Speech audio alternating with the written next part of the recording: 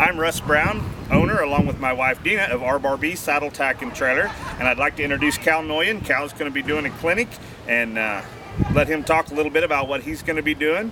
And Cal, what are we up for today? Well, I think we're going to have a variety of horses in here from all different ages, breeds, disciplines, which is always interesting and fun.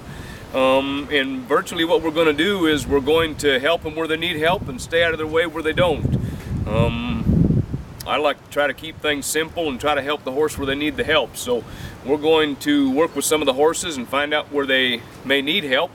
And we also, I think, are going to bring in some of the owners and do some interaction with the riding and kind of help them with their communication and their relationship with the horses. Awesome. Thank you, Cal.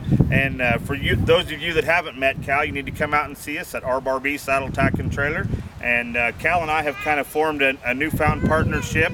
And here's how it goes. Cal Noyan Horsemanship and R-Bar-B Craftsmanship, partners in equine excellence. Come out and see us.